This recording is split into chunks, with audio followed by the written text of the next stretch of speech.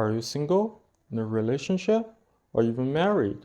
If married, how's your wedding ceremony? Hey, what's up guys? It's Bing here.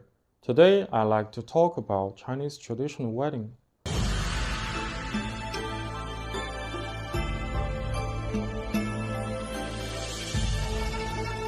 First up, do you know how wedding is called in Chinese? It's called hun.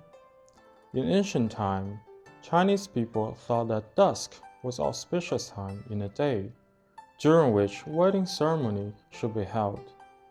Dusk is called hun in Chinese, which has exactly the same pronunciation as hun for wedding. The wedding ceremony in Chinese is hunli, in which li means ceremony. That's how it got its name. This feels like kind of a Mandarin lesson, doesn't it? Alright, let's move on. Wedding is very important in Chinese culture. It's not only a combination of two people, but also a combination of two families. The procedure of Chinese traditional wedding has 6 steps. To begin with, groom's family send out a representative to bride's family to propose. If the bride and her family agree, groom's family need to give dowry to them. Upon receiving the dowry, the bride and groom are engaged. Then they'll choose a day. Not any day, but an auspicious day. That day is typically found on Chinese lunar calendar, on which days are classified into auspicious, ordinary, or ominous days. And it depends on the event as well. For example, a certain day can be auspicious day for wedding, an ominous day for funeral at the same time. Generally speaking, auspicious days for wedding are in even month and even days, not odds. On the day of wedding ceremony, the groom must come to the bride's home early in the morning. After greetings to the bride's family, he takes the bride with him. The bride is carried on a sedan chair, which is lifted by 4 to 8 people. The groom, however, usually rides on a horse. The wedding parade consists of not only bride and groom, but also other people holding flags, lanterns, signs, and musicians who play musical instruments along the way. In general, the more people in the parade, the higher status and wealthier the two families are. Everyone in the parade wears Chinese traditional clothes. Depending on bride and groom's tastes, they can choose costumes from Zhou, Han, Tang, or Qing dynasty. On the bride's side, she needs to have 2 hand fans prepared prior to the ceremony. As soon as the bride leaves her parents, she throws away one fan, which represents throwing bad temper and bad habits she used to have. The other fan, however, will be carried to the new home and usually put on the dresser. The fan is in round shape, symbolizing happy and auspicious marriage.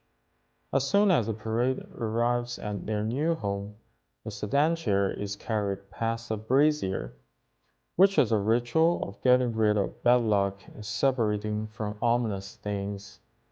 After that, the groom holds the bride's hand and takes her past a saddle with apple on top.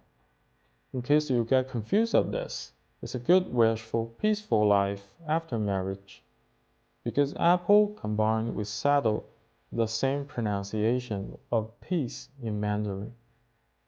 Then comes the most important step of Chinese traditional wedding.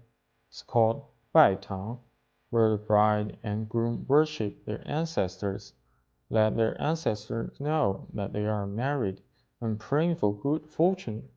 It's worth mentioning that, according to tradition, the bride's face shouldn't be seen before wedding, and therefore she wears a red bridal veil and got her face covered all the way from the beginning of the ceremony till now.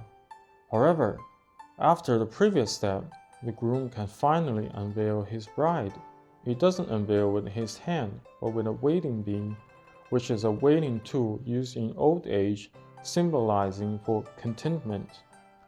The unveiling process is considered the most romantic an unforgettable moment of the whole ceremony. After this, the bride and the groom each cut off a pinch of hair and tied these hair together by hand.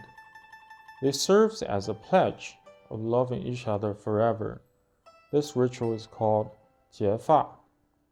In ancient times, Chinese people must keep their long hair throughout their whole lives, regardless of men or women, because hair, as well as other body parts, is inherited from parents.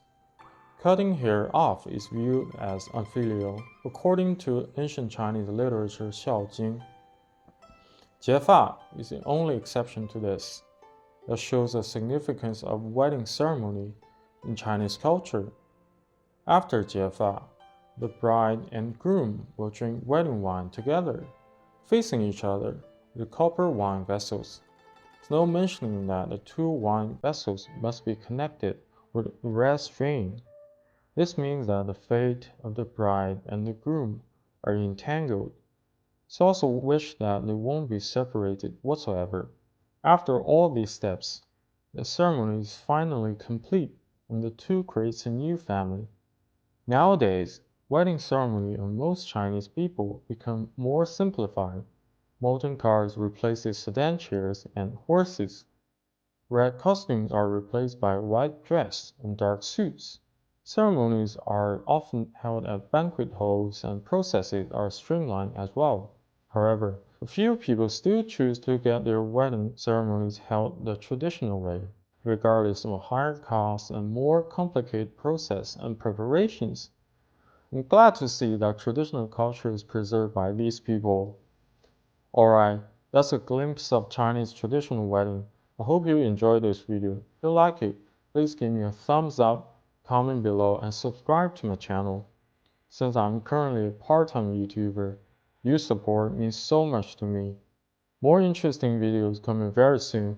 Thank you for watching. See you in the next one. Bye.